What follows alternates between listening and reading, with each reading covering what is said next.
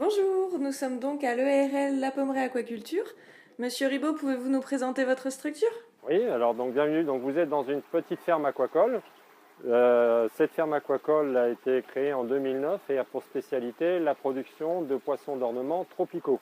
Et vous êtes ici dans une partie qui est en développement plus récent, qui correspond à la partie dite aquaponique, où la production de poissons est combinée avec une production de végétaux. Ici, nous voyons les poissons qui aident les plantes à se développer. Tout à fait.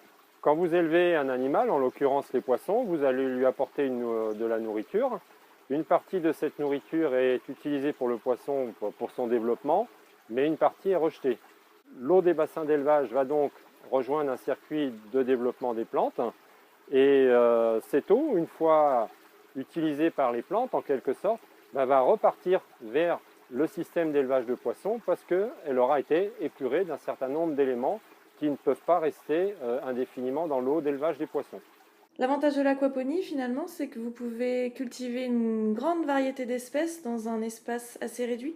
Je me suis dirigé vers des systèmes qui vont servir à la production d'herbes aromatiques et des systèmes qui vont être aussi en culture extrêmement dense. Je vous donnerai un exemple, par exemple, d'une moutarde. Si vous la mangez, vous avez l'impression de manger une sauce wasabi pas trop forte, mais aussi par leur esthétique, c'est-à-dire des feuillages qui ont des formes particulières. Comme ici, vous avez un plantain dit plantain italien ou plantain corne de cerf, ou des feuillages qui ont des couleurs particulières, comme ici une moutarde de Chine d'une variété spécifique. Vous adhérez à la charte qualité-proximité depuis quelques mois déjà. Pouvez-vous nous expliquer pourquoi vous avez adhéré à cette charte? Bien, je la connaissais par mes collègues agriculteurs, et puis ce qui m'a intéressé, c'est l'approche en circuit court avec des produits de qualité. Puis la charte, on n'est pas tout seul, donc on fait partie d'un certain nombre d'activités. Alors c'est intéressant parce qu'à la fois j'ai d'autres collègues agriculteurs qui y sont, donc on peut aussi travailler ensemble.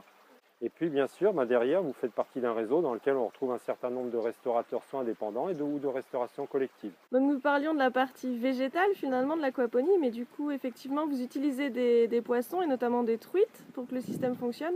Est-ce que ces poissons sont également commercialisés auprès de la restauration? Pour l'instant, on fait un essai cet hiver, de manière à voir ce que ça donne, mais ça représentera quand même plusieurs centaines de truites.